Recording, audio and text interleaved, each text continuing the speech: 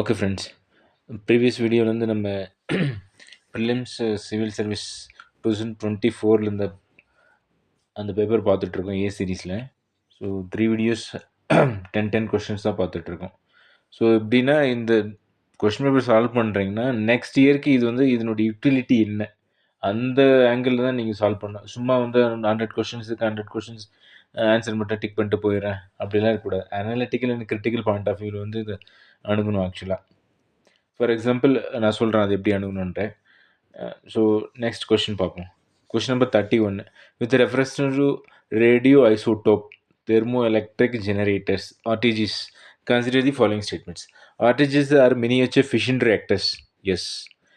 RTGs are used for powering the onboard system on spacecrafts.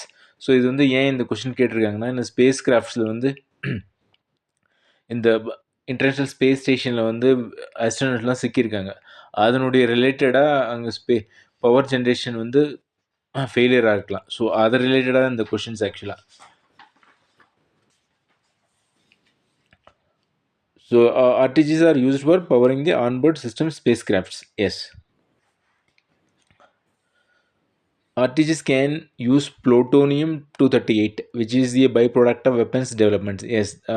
plutonium-238 கூட use பண்ணலாம் power ஜென்ரேஷனுக்கு. அது வந்து இந்த வெப்பன்ஸ் டெவலப்மெண்ட்டோட இது வந்து நியூஸ் பேப்பரில் படிச்சிங்கனாலே உங்களுக்கு வந்து ரேடியோ ரேடியோஸ்டும் thermoelectric generators. RTGs miniature fission reactors, அது வந்து ஃபிஷன் இல்லை ஃபியூஷன். ஸோ அது வந்து தப்பு ஆக்சுவலாக. So answer will be B. So இந்த கொஷனுக்கு எடுத்துக்கிட்டிங்கன்னா நீங்கள் எப்படி நெக்ஸ்ட் இயருக்கு ப்ரிப்பேர் பண்ணணும்னா, RTGஸ்னா என்ன, ரேடியோ ஐசோடோப்னா என்ன, plutonium-238னா என்ன, அடுத்து வந்து plutonium-238 வந்து எப்படி வெப்பன்ஸ் டெவலப்மெண்ட்டில் எப்படி அது பை ப்ராடக்டாக வருதா இல்லையா, யுரேனியம்னா என்ன, யுரேனியம் எங்கெங்கெல்லாம் கிடைக்குது, புளூட்டோனியம் அது எங்கெங்கெல்லாம் கிடைக்குது, இந்த மாதிரி வந்து ஃபிஷன் ரியாக்டர் என்ன, ஃபியூஷன் ரியாக்டர்னா என்ன, இந்த மாதிரி ஒரு 5-6 ஃபேக்ட்ஸ் ஒரு கொஷனுக்கு வந்து நீங்கள் சர்ச் பண்ணி நோட்ஸ் எடுத்து வச்சிங்க, அதை ரிவைஸ் பண்ணிகிட்டே இருந்தீங்கனாலே போதும். இப்படி தான் வந்து ப்ரீவியஸ் கொஷின்ஸை வந்து நீங்கள் சால்வ் பண்ணணும். ஸோ நெக்ஸ்ட் கொஷின் பார்ப்போம்.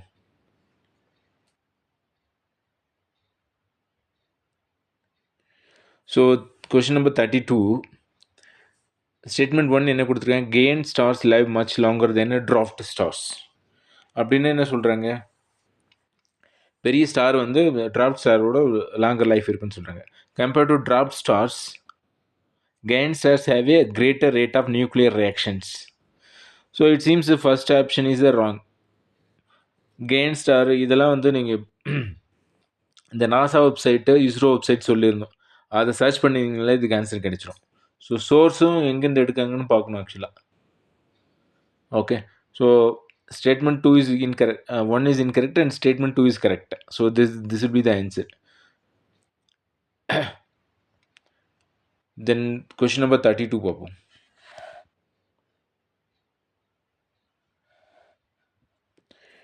Which one of the following is synthesized in human body that dilates blood vessels and increases blood flow? So 4-5 dioxide கொடுத்துருக்காங்க. 4 nitric oxide, nitrous oxide, nitrogen dioxide, nitrogen pentoxide. So இது வந்து ஆக்சுவலாக என்சிஆர்டிஸ்லேருந்து எடுத்திருக்காங்க, biology question. அது science படிச்சிருந்தீங்களா sir, NCERT science 10th standard வரைக்கும் science படிச்சிருந்தீங்களா, உங்களுக்கு ஆன்சர் பண்ணிடலாம் அது. ஸோ ஆக்சுவலாக இது டைரக்ட் கொஷின் தான். ஆன்சர் எப்படி nitric oxide. So direct question தான் இது. ஸோ இதில் வந்து பார்த்தீங்கன்னா இப்போ பிளட் வெசல்ஸ்னால் என்ன, நைட்ரிக் ஆக்சைடுனா என்ன, nitrous oxide, nitrogen dioxide, nitrogen pentoxide, இதனோட சர்ச் பண்ணி இது என்னென்னு கொஞ்சம் தெரிஞ்சு வச்சுங்க. மேபி இன் ஃபியூச்சரில் வந்து யூஸ் ஆகிறதுக்கு சான்சஸ் இருக்குது. ஸோ கொஷின் நம்பர் 34 என்னென்னா, consider the following activities.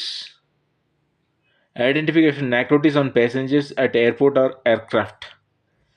Statement 2, monitoring of precipitation. Statement 3, tracking the migration of animals.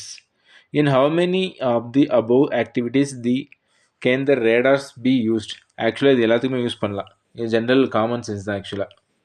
So radars based on question வந்து நிறைய கேட்டுகிட்டே இருக்காங்க இயர்லி 2-3 இயர்ஸ் பேக் கூட கேட்டாங்க. ஏன்னா நார்கோட்டிக் பேசன் ஏர்க்ராஃப்டில் அது டெஃபினட்டாக அது யூஸ் பண்ணலாம். ஸோ அதனால் all the 3 is the right answer. So question number 35. Consider the following aircraft Rafale MiG-29 Tejas எம்பி. இது எல்லாமே நியூஸ் பேப்பரில் வந்துகிட்டே இருக்கும் ஆக்சுவலாக. இப்போ என்ன ரஃபேல் நியூஸில் இருந்துகிட்டே இருக்குது. அடுத்து MiG-29 எப்போயாச்சும் உங்களுக்கு ஆக்சிடென்ட் ஆனாலையோ இல்லாட்டி இப்போ இந்தியன் ஏர்ஃபோர்ஸ் அது நியூஸில் வந்துட்டு இருந்தால் அது உங்களுக்கு கண்டிப்பாக அது தெரிஞ்சிருக்கணும். ஸோ இதில் வந்து பார்த்தீங்கன்னா இதுலேருந்து how many of the above consider 5th generation high fighter aircraft. ஆக்சுவலாக இது எதுவுமே இல்லை. So answer will be 30 D for Delhi none. So இது டிஃப்ரெண்ட் டைப்ஸ் ஆஃப் ஏர்க்ராஃப்ட் இந்தியாவில் என்ன ஸ்கோடன்ஸ்லாம் இருக்குது அந்த மாதிரி தெரிஞ்சு வச்சுங்க. ரஃபேல்லாம் என்ன, MiG-20 இது எந்த நாட்டிலேருந்து இம்போர்ட் பண்ணியிருக்காங்க, ஸோ அதனோட பேக்ரவுண்ட் கொஞ்சம் தெரிஞ்சு வச்சுங்க. நெக்ஸ்ட் எக்ஸாமுக்கு யூஸ் ஆகலாம். ஸோ அடுத்து பார்த்தீங்கன்னா கொஸ்டின் 35.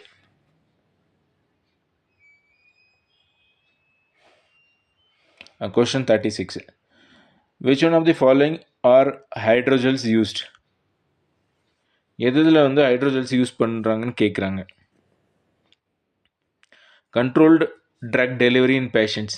இது வந்து இப்போ நேனோ டியூப்ஸ்க்கு வந்து கேட்டிருந்தாங்க ஒரு 4-5 இயர்ஸ்க்கு முன்னாடி. Controlled drug delivery in patients same question தான் ரிப்பீட் ஆகுது. ஆக்சுவலாக யூபிஎஸ்சிலே வந்து இப்போ கொஷின் எடுக்கிறதுக்கு லேசியாக இருந்ததுனால ப்ரீவியஸ் கொஷின்லேருந்து அவங்க கொஞ்சம் ஆல்டர் பண்ணி மாடிஃபிகேஷன் பண்ணி தான் கேட்பாங்க. ஸோ இதுதான் இவர் யூஸ் ஆக்சுவலாக ப்ரீவியஸ் கொஷின் பார்க்குறது. ஸோ வந்து mobile air conditioning system. So அதுலேயும் ஹைட்ரோஜெல்ஸ் கண்டிப்பாக யூஸ் பண்ணலாம். ப்ரிப்ரேஷன் ஆஃப் இண்டஸ்ட்ரியல் லூப்ரிகன்ட்ஸ் டெஃபினட்டாக அதில் ஹைட்ரோஜெல்ஸ் எல்லாம் யூஸ் பண்ணுறாங்க. ஸோ இது வந்து நியூஸ் பேப்பரில் வந்திருக்கும் கண்டிப்பாக. ஹைட்ரோஜெல்ஸ்னால் என்ன, அப்புறம் ட்ரக் டெலிவரிஸ்னால் என்ன, அது மாதிரி படிங்க. ஸோ 36 வந்து டி. Then question number